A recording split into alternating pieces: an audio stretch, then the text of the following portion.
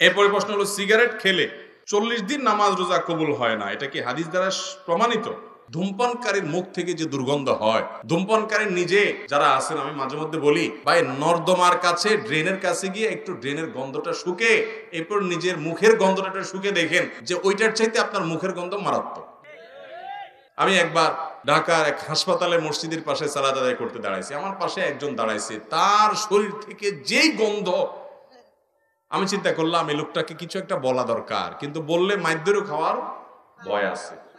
তো আমি তাড়াতাড়ি পকেট থেকে কাগজ কলম নিয়ে বের করে সুন্দর করে লিখলাম, ভাই যেই গন্ধ ভাই আজকে আমি শুকতে হলো, আমার সালাত নষ্ট হওয়ার উপক্রম।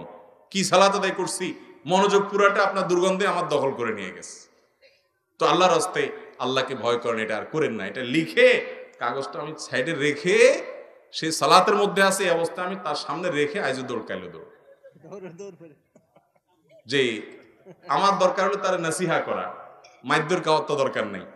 তো নাসিহার কাজ তো হয়ে গেছে, লিখে দিয়ে আসছে। ভাইরা আমার, যারা ধূমপান করেন তাদের মুখে এরকম বাজে অবস্থায় তৈরি হয়। পৃথিবীতে ক্যান্সার এখন এত ব্যাপকভাবে ছড়াইছে, আমাদের দেশের কথা যদি আপনি বলেন, ঘরে ঘরে জনে জনে এখন পরিবারে পরিবারে ক্যান্সার।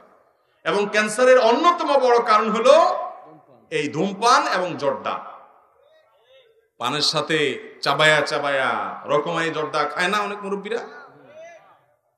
ইবনে মাজার একটি বর্ণনা আছে, সেটি হলো, যদি কেউ মাদক সেবন করে, মাদক গ্রহণ করে এবং এর ফলশ্রুতিতে সে নেশাগ্রস্ত হয়ে যায়, 40 দিন যাবত তার সালাত কবুল হবে না, ইবাদত কবুল হবে না।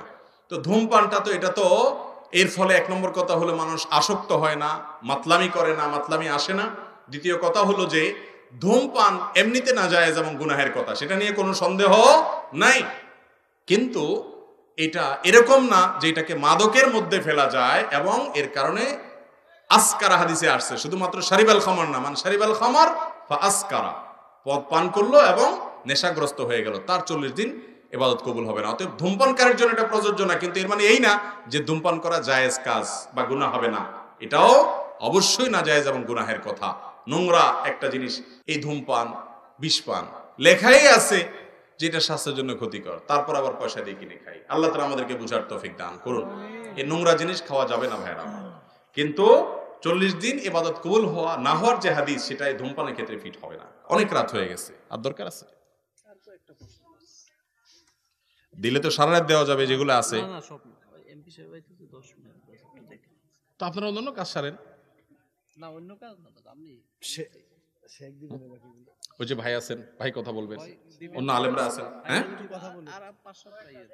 আচ্ছা, আর 2-4টা আমি বলি, এরপরে আমি ছেড়ে দিব, কারণ গভীর রাত পর্যন্ত মাহফিল, এটা সুন্নাহ বিরোধী কাজ। আমি সব জায়গায় এটা বিরুদ্ধে বলি, আবার দেখা যায় যে কোরআন সুন্নাহর কথা বলে, সহিহ হাদিসের কথা বলেও আমরা এটার উপর আমল করতে পারি না।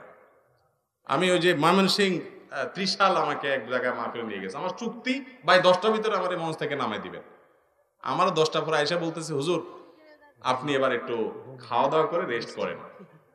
আমি কেন, আপনার সবাই শেষে যাইতে হবে, তো আমরা ডেকে নেব। ঠিক 11টার পরে আসছে আমার ডাকার জন্য। তো ভাই, এটাতে কোনো সহিহ পদ্ধতি হলো না। সুন্নতের আমল যদি আমরা না করি, দুনিয়াতে কি করবে? আল্লাহ তাআলা আমাদেরকে আমলের তৌফিক দান করুক। ভাই যাই হোক, যেহেতু কয়েকটা প্রশ্ন উত্তর দেওয়ার জন্য কর্তৃপক্ষ অনুরোধ করেছেন, আমরা কয়েকটা প্রশ্ন উত্তর দিচ্ছি, এরপর ইনশাআল্লাহ অন্যান্য ওলামা একরাম কথা বলবেন। এমপি সাহেব নাকি আসছেন, উনি কথা বলবেন ইনশাআল্লাহ।